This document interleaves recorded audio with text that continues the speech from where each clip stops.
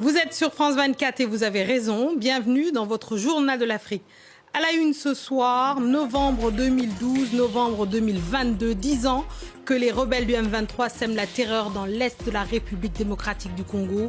Des crimes de guerre commis à grande échelle, y compris des exécutions sommaires, des viols et des recrutements de force, des milliers de déplacés. Nous entendrons les habitants de Goma très inquiets à l'idée que les rebelles reviennent dans la ville.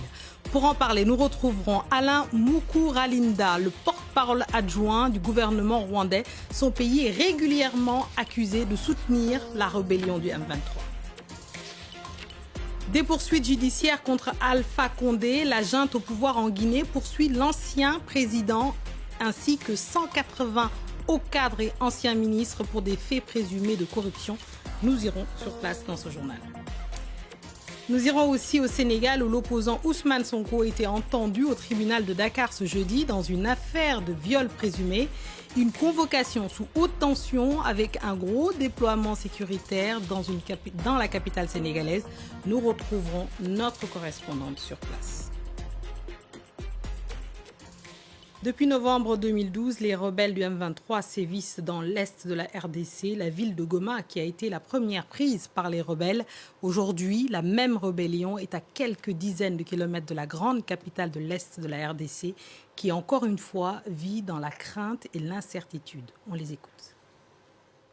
Nous sommes également préoccupés de voir qu'après 10 ans, nous revenons au cycle des départs avec les mêmes rebelles, les mêmes protagonistes. Pourtant, on était sûr qu'on avait l'espoir de vivre la paix durable. Mais hélas, nous demandons à nos autorités de pouvoir renforcer l'effectif des FARDC pour que l'option militaire puisse mettre fin à ces cycles de violence. S'il y a des négociations, ce n'est pas grave. Et sinon, qu'ils utilisent la force. L'essentiel pour nous est de retrouver la paix. Nous avons besoin de reprendre nos activités et que nos enfants grandissent enfin dans la paix et la sécurité. Vivant à l'est de la RDC est victime de multiples agressions du Rwanda et de l'Ouganda. Sous la bénédiction de grandes puissances, essentiellement les États-Unis d'Amérique, la Grande-Bretagne, la France et les autres pays, venons par la présente manifestation exprimer au monde entier notre ras-le-bol sur ce que nous qualifions d'injustice et de discrimination internationale contre les Congolais que nous sommes. Nous retrouvons Alain Mukuralinda, porte-parole adjoint du gouvernement rwandais. Merci d'être avec nous sur France 24.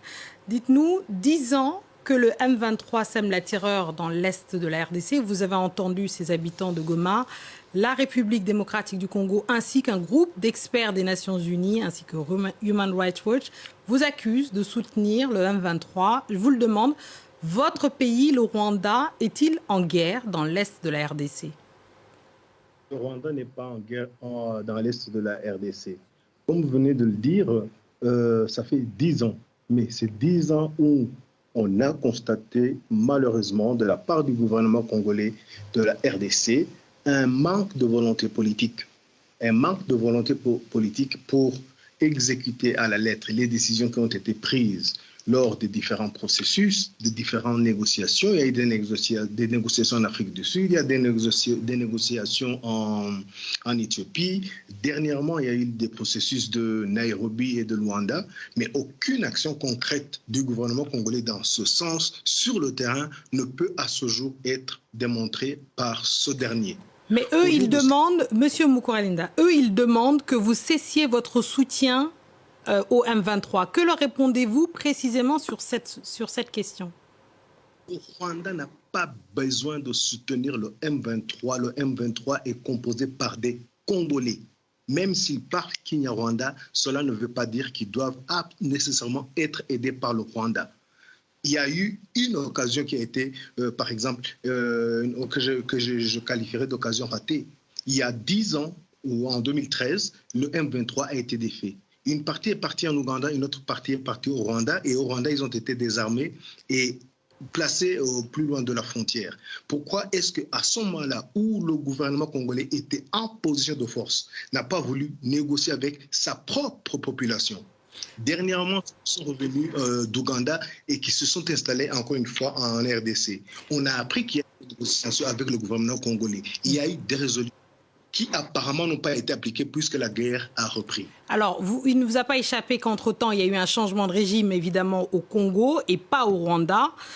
Donc, c'est finalement, vous, j'ai envie de dire, vous êtes toujours les mêmes interlocuteurs à Kigali.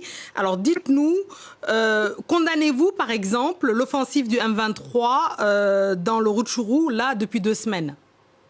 Nous condamnons toute offensive faite par, que ce soit par le M23 ou par d'autres groupes rebelles. N'oubliez pas qu'on parle de plus de 130 groupes rebelles dans l'est de la RDC.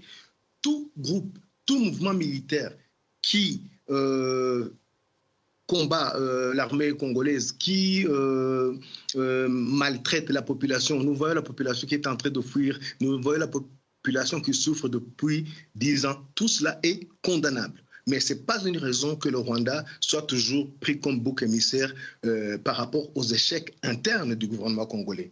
Aujourd'hui, dernièrement, le 25 du mois passé, on a vu le porte-parole du gouvernement congolais, cette fois-ci, prendre la communauté internationale à témoin pour dire que si dans la région il n'y a pas la paix, il n'y aura pas d'élection.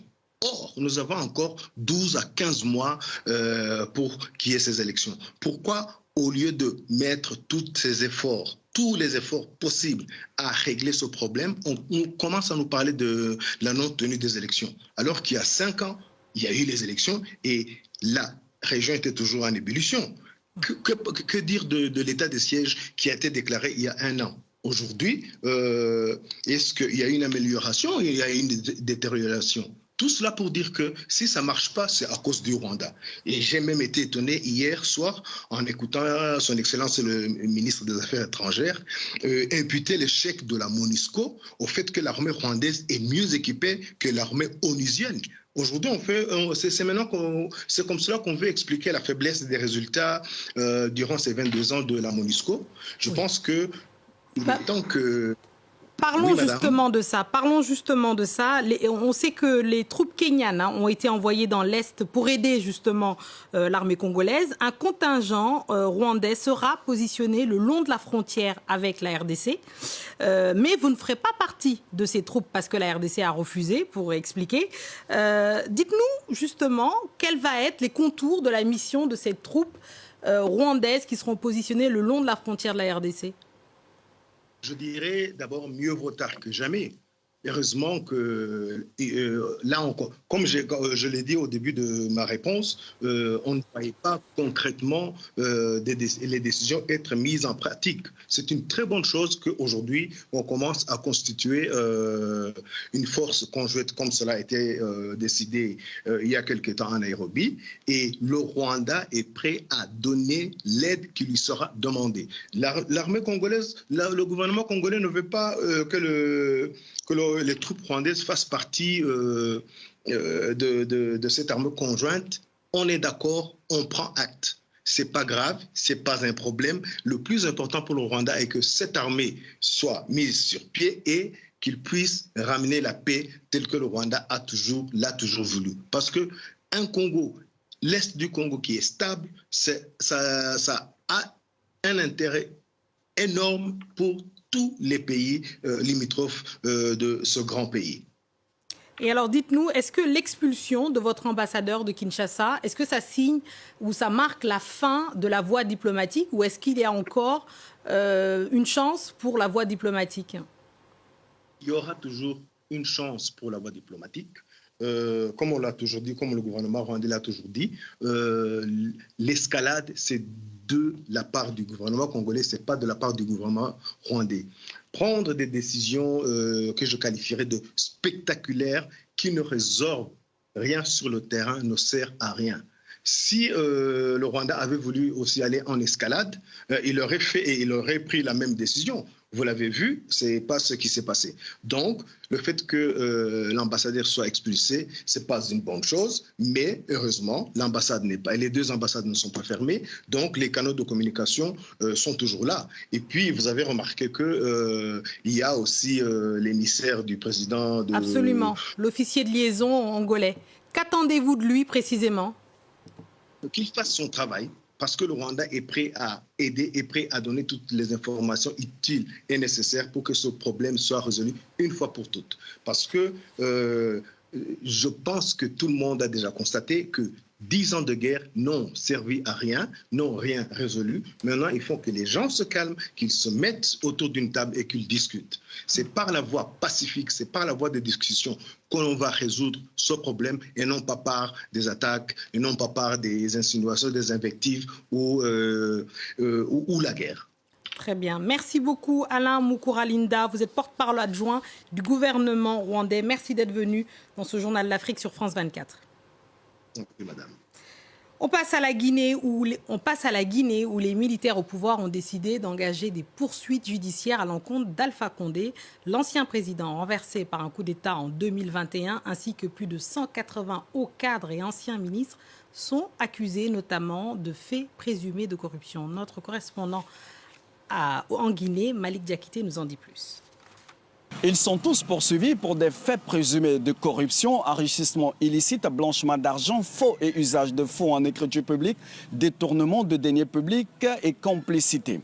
Dans ce document signé par le ministre de la Justice, Charles-Alphonse White, le président déchu Alpha Condé et 187 autres anciens cadres de son régime devront faire face à la justice. Parmi eux, certains sont déjà en prison, notamment l'ancien Premier ministre Ibrahima Kassori Fofana, Mohamed Diané, ancien ministre de la Défense, Amadou Damaro Camara, ancien président de l'Assemblée nationale. Le même document indique que les comptes bancaires sont gelés. Ce n'est pas la première fois que des poursuites sont engagées par les militaires au pouvoir contre l'ancien président Alpha Condé. En mai dernier, il avait été mis en cause pour des faits présumés, notamment d'assassinat, actes de torture, enlèvement et viol. Suite à des plaintes du Front national pour la défense de la Constitution, une coalition qui s'était fortement opposée à son troisième mandat. Pour rappel, l'ancien président guinéen Alpha Condé est en Turquie depuis mai dernier pour des raisons médicales. On passe au Sénégal où ce jeudi marque le retour au tribunal d'Ousmane Sonko. L'opposant sénégalais était entendu dans une affaire de viol présumé, une convocation sous haute tension avec un gros déploiement des forces de l'ordre dans la capitale sénégalaise pour parer à d'éventuels débordements. L'opposant a pu être auditionné et est rentré chez lui en milieu d'après-midi. Correspondance à Dakar de Sarah Sako. Ousmane Sonko est arrivé au tribunal un peu avant midi, en heure locale. Il a fait une entrée très discrète. Les journalistes qui l'attendaient nombreux devant le palais de justice n'ont d'ailleurs pu l'apercevoir. Les entrées sont complètement bouclées autour de ce tribunal. Il faut montrer patte blanche pour s'en approcher. Et de manière générale, les forces de l'ordre sont massivement déployées aux axes stratégiques de la ville, mais également autour du domicile de l'opposant. C'est donc la première audition sur le fond d'Ousmane Sonko depuis le début de cette affaire, depuis près de 2 ans, donc dans cette affaire qui l'oppose à Adji Sarr, une jeune femme qui l'accuse de viol répété et de menaces de mort. L'audition s'est bien déroulée selon l'opposant qui a posté donc quelques mots à sa sortie de l'audition sur les réseaux sociaux. Je vous propose d'écouter son avocat. C'est très bien comporté et a excellemment répondu aux questions qui lui ont été posées. Mais vous me direz, qu'a-t-il dit? Je ne peux et je ne saurais vous le dire. Et pourquoi? Je suis tenu par le secret de l'instruction. Il est d'un calme olympien, il est d'une sérénité déconcertante, mais il reste confiant et a toujours dit que c'est un complot savamment orchestré par qui vous savez. Et le coup a avorté et le complot a été éventré. La veille de cette convocation, Ousmane Sonko avait appelé ses partisans au calme, les invitant à ne pas l'accompagner au tribunal. De son côté, la majorité au pouvoir a tenu un point presse pour appeler l'État à prendre ses responsabilités pour que les Sénégalais puissent vaquer ce jeudi à leurs occupations. Et c'est ainsi que nous refermons ce journal de l'Afrique. Merci à tous ceux qui nous ont suivis, et en particulier ceux de Kinshasa à Kigali en passant par Goma. Restez avec nous car l'actualité continue sur France 24.